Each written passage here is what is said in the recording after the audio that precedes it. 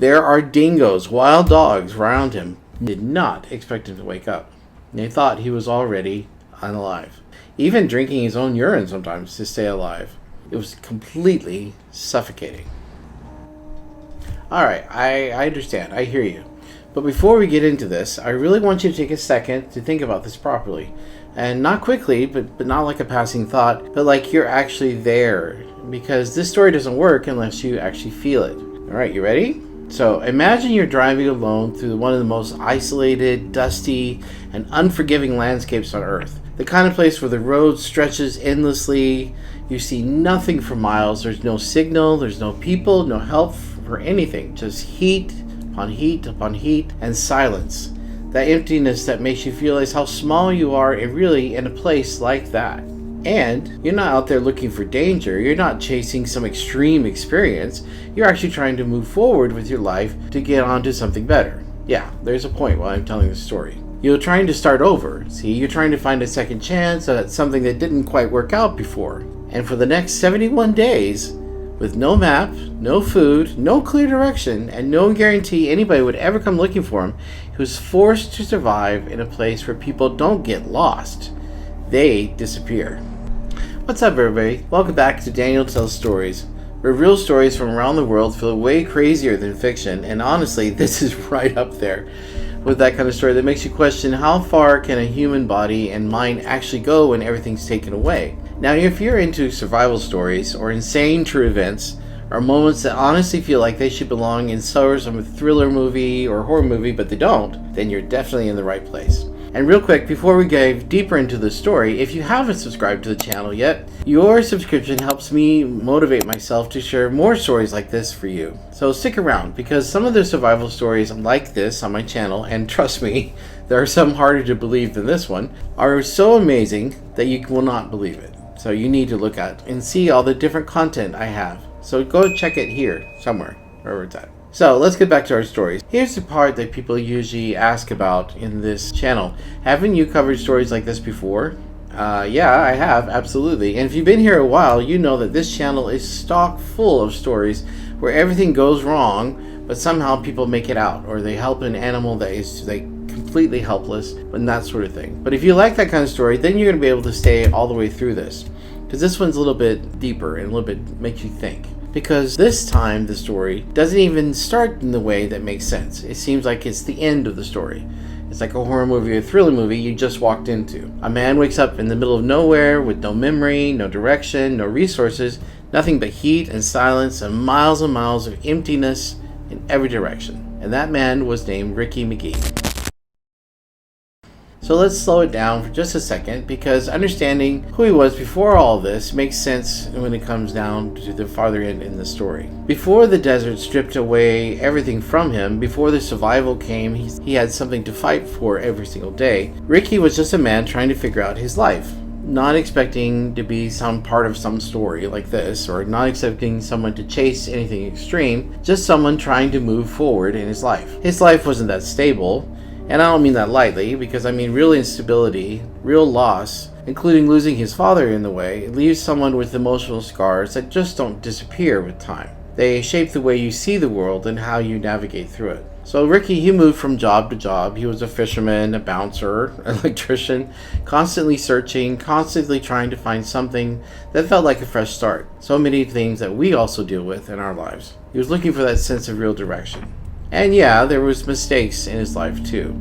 There was fights, and he did drugs and time in jail. So I'm not saying that we should judge him or look at him like he's some hero or anything else, but I'm saying this because it builds upon something, it built something inside of him. Something he didn't even realize at the time.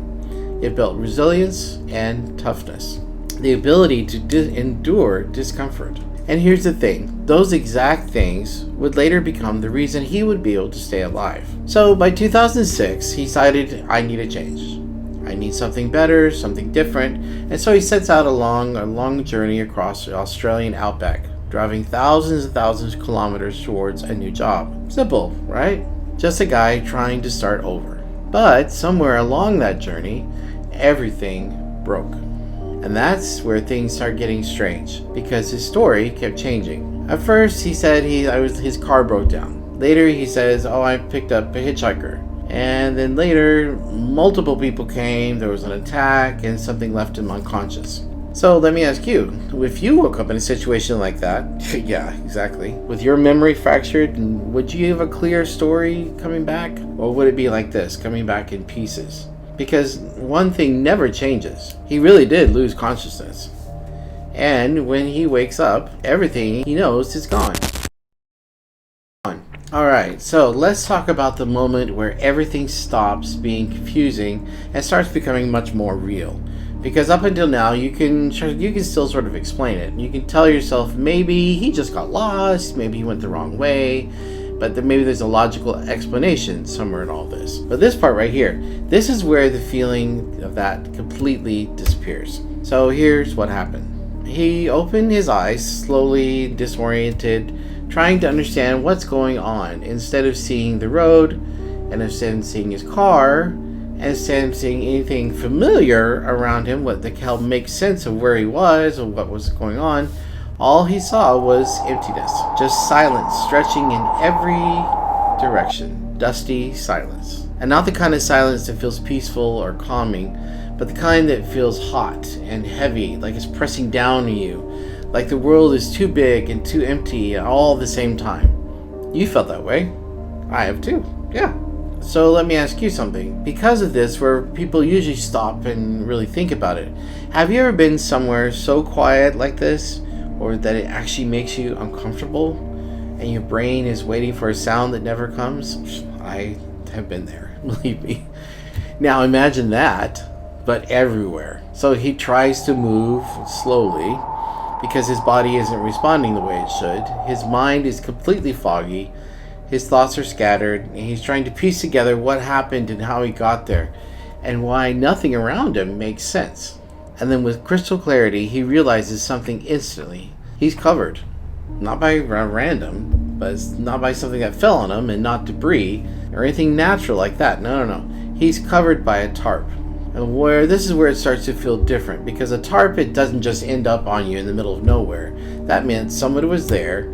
That meant somebody had made a choice, and somebody looked at him and decided something before walking away. And before he can even fully process what it means, before he even understood how serious that realization was, he heard movement. Yeah, it's where you hear the horror movie going off.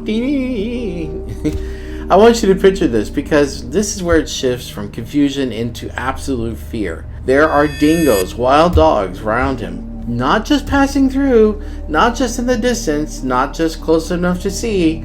They're encircling him, waiting, the way animals do when they think something is about to be dead or is already dead. And it was in that moment, as he was waking up, weak and disoriented and barely able to move, they were already there.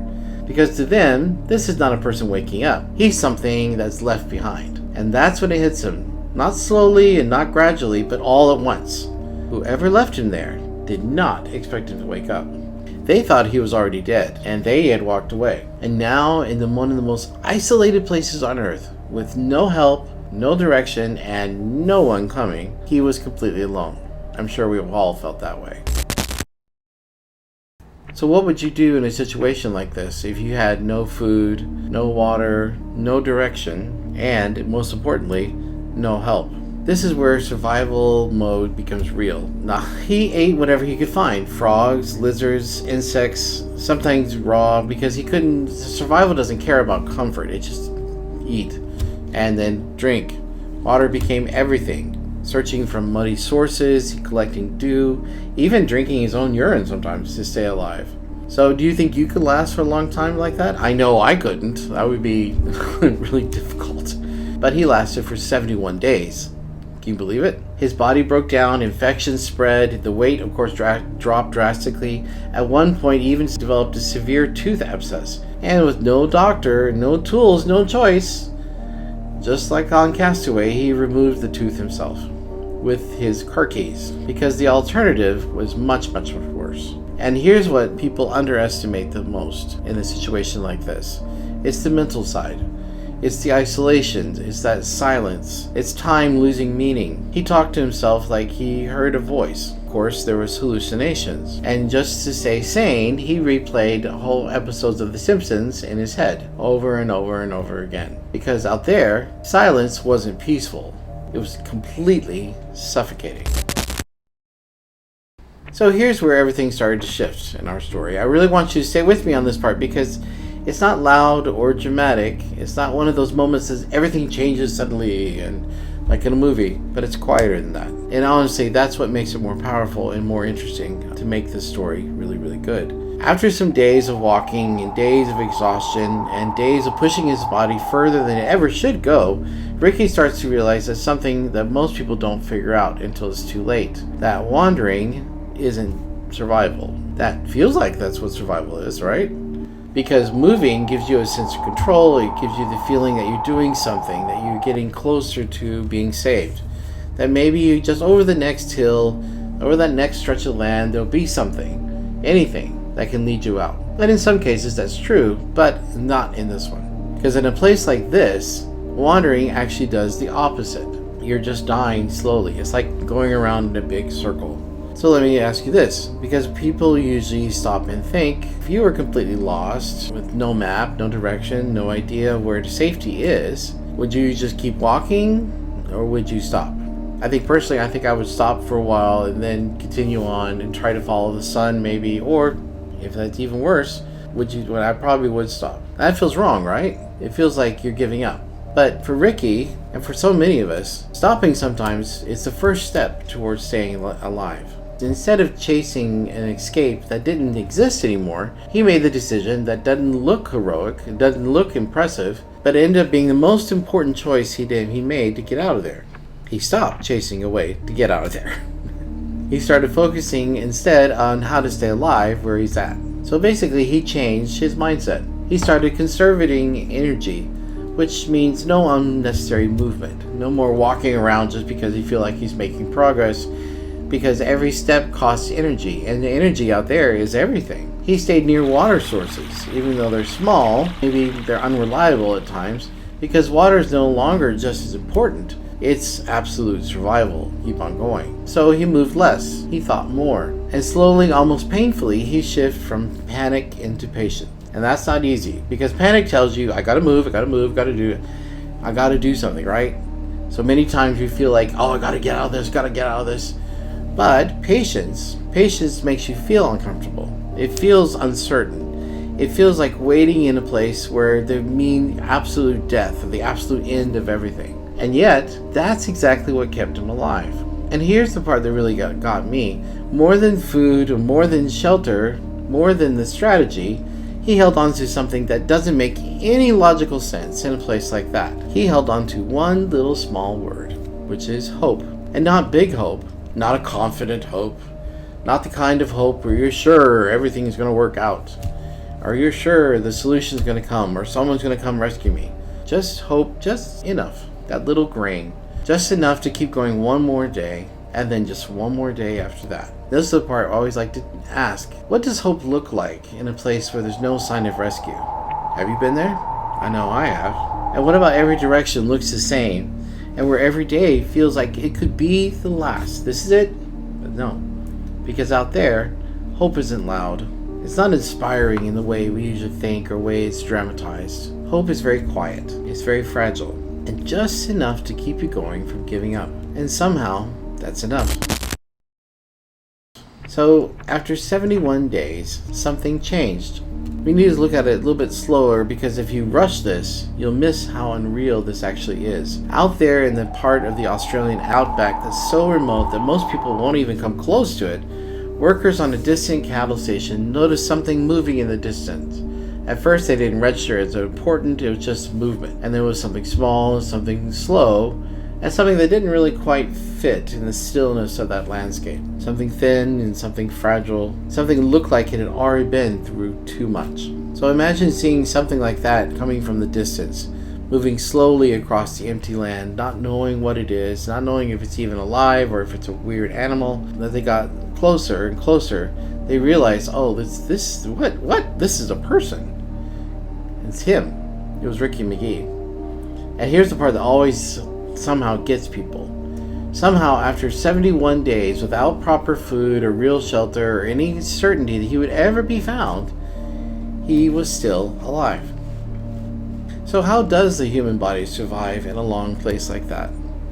How does someone not give up? And here's where the story takes a turn. Because just when you feel like everything is going about survival is about beating the odds and making it out against everything that should have stopped him, that's when doubt starts to come back in. So let's talk about this part, because this is where a lot of people start asking questions. After Ricky Megee was rescued, investigators tried to piece together everything, looking at evidence, looking at his steps, where he was, trying to understand what happened before he ended up out there. And a lot of it did not add up. And things really didn't fully line up. There was no car where it should have been. And there's no clear confirmation of the people he described. And the details of his story, they shift over time. So naturally, people start asking, wait, is this everything exactly how he said happened? Like so many times in our lives when people say, oh, is this story completely true? But the part that doesn't change, no matter what you believe about the details, his body told the truth. There was weight loss, there was damage, the condition he was found in. All of this is not something you can fake. And that's not something you can exaggerate. That type of survival was written on every part of him. And I think that's why this story stays with people. Because even in the beginning, it felt unclear, and parts of it still remain a mystery to this day. And what he went through in that desert, well, that part was real. So after everything Ricky Megee went through, after being stripped down to almost nothing in the middle of the outback, after surviving hunger and heat, isolation, infection, and that kind of loneliness that could break a person from the inside, he said later that sounded simple at first, but feels completely different once you've survived and been through a situation like this. Before the desert, he didn't really truly value life. And honestly, when you hear that, you kind of understand what he means by it. Because sometimes people don't realize how precious ordinary life is until ordinary life is taken away. Until you have food gone, or water is gone, or safety is gone, or comfort around you is gone. Even the simple feeling of waking up in a bed becomes something that sounds almost impossible. So here's the part people usually ask about him. What happened to him after all this? How do you even go back to a normal life after surviving something like this? The truth is, Ricky did try to move forward, but not as the same person. Because after his rescue and his recovery, he later wrote a book about his experience called Left for Dead. And reports at the time said eventually he moved to Dubai, where he worked for a construction company and tried to rebuild his life far away from the place that almost took it. I think there's something very powerful about that, because when you see pictures of him after the rescue, the man had already looked like he had been through death and somehow came back. And people later described him as healthier, stronger, almost the unrecognizable person that he found when that skeleton figure came out of the outback. But mentally, that's the part we can't pretend is easy. Because surviving is one thing, but living after survival is another. And Ricky himself said he didn't regret what happened because it made him look at life differently and made him cherish every day. Which is a really interesting thing to hear, because for someone who almost lost every single day he had. So maybe that's a real life lesson here. Not that he survived 71 days, not that his body went through something that most people couldn't even imagine, but after everything that was taken from him, after the desert reduced his life to just water, shelter, and food in the next breath, he came out understanding that something most of us forget while we're busy complaining about the small things or going through the problems we think are so big. Life itself is not guaranteed. Tomorrow is not guaranteed. Even comfort is not guaranteed. And sometimes it takes losing almost everything to realize that simply being alive, simply getting another morning, simply having another chance to do that one thing you need to do, to change your life, is already something so powerful. So when you read or hear the Ricky Megee story, whether you believe every single detail exactly the way he told it, or you still have questions about part of it, one thing is impossible to ignore. His body did survive something real. And his life after became proof that survival doesn't end when you are rescued. Sometimes rescue is the beginning of learning how to live again. Just like so many of us when we go through a very, very traumatic event, sometimes survival is about living each day, each moment after it happens. So, you're here.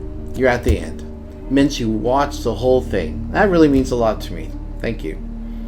And to everyone who's already subscribed, I appreciate you doing that, seriously. And if you haven't subscribed yet, just take a second to do it. Because it's free, guys. I mean, there's more amazing and unbelievable stories coming every week, so you don't want to miss out on them. And I have new content that's also coming up this week, so stay tuned.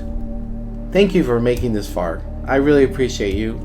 And seriously, come and check out my other videos, because there are more stories on this channel that just don't entertain, they actually stick with you if you let it. And before you go, let me ask you something. Do you think you would be able to survive something like this? I know I couldn't. But sometimes I think even our storms in our life, do I think I'd be able to survive this? To be honest. Let me know in the comments. I'll see you in the next story next time. Bye.